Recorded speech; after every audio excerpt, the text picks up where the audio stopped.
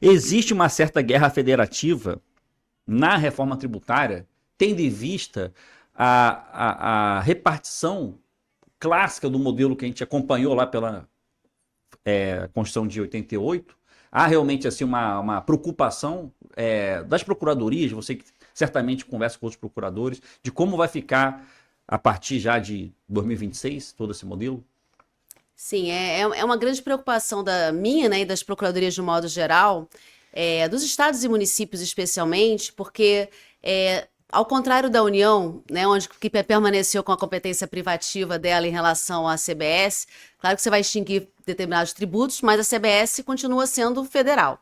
No caso do IBS, você tem uma competência compartilhada, que é algo que nunca existiu no Brasil, né? É uma primeira vez que você tem uma competência tributária compartilhada entre os estados e municípios. Então, não há dúvida que você teve uma perda de competência, né, em razão da impossibilidade do Estado e do município de criarem os seus impostos, né? Atualmente, o ICMS, que vai ser o substituído, né, do Estado, é o principal imposto estadual, né, corresponde a 80% da arrecadação de vários estados. E no caso dos municípios, né, eu sou procuradora do município aqui do Rio de Janeiro, no caso do ISS, que corresponde a 60% mais ou menos da arrecadação do município do Rio, que é um município grande. Então, assim, isso é uma preocupação, porque se hoje você pode, né, conceder benefícios fiscais, pensando aqui no ISS especialmente, porque no caso dos estados você tem a necessidade de convênios, né, você prévios, autorizativos, mas no caso dos municípios, os municípios perderam, não há dúvida, né, a possibilidade de concessão de benefícios fiscais, incentivos fiscais, de acordo com as suas realidades, né, de cada um deles. E aí o que a gente estava até conversando antes, para os municípios especialmente, é uma grande dificuldade, porque a gente vai ser tratado como uma esfera federativa, né?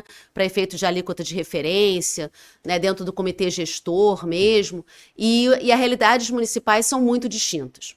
Né? E quando a gente pensa que muitas regras da Constituição e do PLP 108, da Lei Complementar 214, levar em consideração vamos dizer assim, uma equiparação, uma ideia de paritário entre os estados e municípios, a verdade, isso é relativo.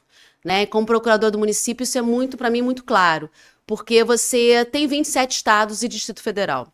No caso dos municípios, nós somos 5.570, segundo a última regra, lá, a última avaliação do IBGE, que já está superada. É uma avaliação de 2022. Então, assim, 5.570, com certeza, tem novos municípios. Eu conversando com... Já deve ter quase, sei lá, 6 mil municípios. Então, assim, 5.560, se eu me lembro, 5.600, vai aumentando, porque você faz plebiscito, né? Então, você tem o país inteiro, né? E nós temos municípios dos mais variadas, né, vamos dizer assim, realidades. A gente estava conversando, né? Há um tempo atrás, eu fiz uma pesquisa e o menor município do país é do interior de Minas Gerais e tem 816 habitantes. E a gente está brincando, né, que tem condomínios na Barra da Tijuca, aqui no Rio, que tem mais de 816 habitantes. E você bota no mesma esfera federativa municípios como Rio e São Paulo, que arrecadam mais do que vários estados do país. Então, é uma matemática complexa, né, dentro da ideia de reforma tributária. Sim. Era melhor ter pensado assim, vamos colocar, de repente, um fórum maior, 27 capitais, 27 estados, que, na verdade, eles estão habituados, é um CONFAS ali praticamente, só que mais bombado agora, né, um CONFAS com superpoder de arrecadação e tudo dentro do comitê gestor, e criava, de repente, uma outra esfera para os municípios não capitais, assim, né? Talvez seria mais fácil você achar uma harmonização, porque os municípios, normalmente, assim, como você falou, né, Andréia, menores, às vezes nem arrecadam, né? Assim, vivem não da sua própria arrecadação, vivem de repasse, de fundo constitucional, aí fundo da educação, aí CID tem repasse, né? Aí IPI tem repasse, o próprio ICMS tem repasse. Agora, os estados que dependem realmente da sua própria arrecadação para prestar seu serviço público ali, esses ficam muito preocupados. Mas você não vê que a possibilidade dos municípios manterem a sua fixação de alíquota não dá para aquela autonomia que todo mundo questionou? Poxa, agora a reforma tributária acabou com a autonomia dos estados, dos municípios, tudo, ou não?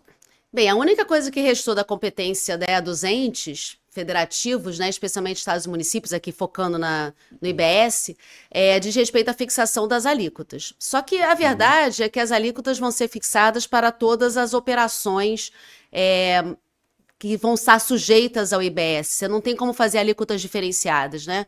Então, hoje em dia, você pensa no ISS, você tem alíquotas de 2% a 5%. E muitas vezes os municípios eles vão fazendo graduações das alíquotas em razão das suas realidades, né? Então eu sempre gosto de brincar, né? Até dentro do que você tinha mencionado, né? Você tem municípios que vão perder o ISS sem nunca terem cobrado o ISS. Às vezes eles instituíram de uma forma meramente formal, por causa da Lei de Responsabilidade Fiscal, que diz que se você não instituir lá no artigo 11, no parágrafo único, não instituir os impostos de sua competência, você perde a possibilidade de ter transferências voluntárias. E os municípios dependem muito de empréstimos da União, por exemplo. Então, eles criam, às vezes, de forma formal. Mas você pensa assim, na Lei Complementar 116 do ISS, você tem 40 itens de gêneros de serviço, 40 itens de serviço. Sendo que tem município que cria o ISS com item. Então, ele cria para dizer que criou, então bota lá serviço bancário, financeiro, que geralmente tem pelo menos um banco na cidade. Nem toda cidade tem banco, né? Mas isso, né? Quando você pensa em alguma coisa para tributar, você pensa às vezes no sistema financeiro. Aí você cria formalmente, mas você não tem órgão lançador, você não tem procuradoria constituída, você não tem inscrição em dívida ativa, não tem nada. Então, tem municípios que vão perder o ISS sem nunca terem instituídos. No caso de municípios grandes que cobram, arrecadam, recebem, participam mesmo das discussões, né, tributárias, vai ser uma perda grande. E aí a questão da alíquota, ela é uma alíquota única. Eu não posso mais fazer graduação, eu não posso mais fazer, por exemplo, eu boto uma alíquota genérica de 2%, ou sei lá, mesmo que seja 5%. No Rio de Janeiro a alíquota genérica é 5%. E aí você vai reduzindo de acordo com os serviços, né, que são mais interessantes, que aquela cidade tem maior vocação. Mas a lista da lei complementar já era, da 116? Não, ela vai prevalecer até, né, vamos dizer assim, o ISS só é extinto em 2033, até fatos geradores até 31 de dezembro de 2032, só que você tem que pensar sempre que são 5 anos para lançar o tributo. Então a gente ainda vai ter lançamento de ISS muito tempo depois. Fora as questões envolvendo execuções fiscais em curso, que ainda vão durar muito tempo. Mas assim, é claro que com a reforma, com a extinção do ISS, a lei complementar a listagem, ela desaparece. Mas o que eu estou querendo dizer é que quando você tem competência privativa, né, você tem a possibilidade de você fixar suas alíquotas hoje no ISS de 2 a 5 de graduar, de conceder isenções, benefícios. E aí você comparando com o Estado, o que acontece? O Estado está acostumado com o CONFAZ. A ideia de você fazer... você ter que ter um convênio, uma aprovação, né, de todos os entes, uma unanimidade da discussão, de você negociar com secretários de fazenda. Sempre me perguntaram por que, né, quando eu dou aula, né, por que no município não tem a mesma coisa em relação ao ISS. O ISS, ele existe, né, vamos dizer assim, tinha o Decreto-Lei 406, a Lei Complementar 116, você nunca teve a figura de algo parecido como o CONFAZ. Por quê? Exatamente porque a realidade dos municípios é muito distinta. São milhares de municípios com realidades muito distintas. Como é que você coloca todos eles juntos? E no caso até de capitais, as realidades são distintas. Nós temos, por exemplo, nós não temos como tem no caso dos estados, uma Compeg, que reúne procuradores dos estados, né? Nós temos a Associação Nacional de Procuradores Municipais, que é a ANPN, que ela reúne procuradores, mas são realidades muito distintas, né? Você tem, às vezes, você não tem sequer um comitê só de procuradores de capitais. Você até reúne procuradores gerais de capitais, mas não é algo como o que você tem já na parte do Estado com uma habitualidade muito maior, até por causa dos convênios, né?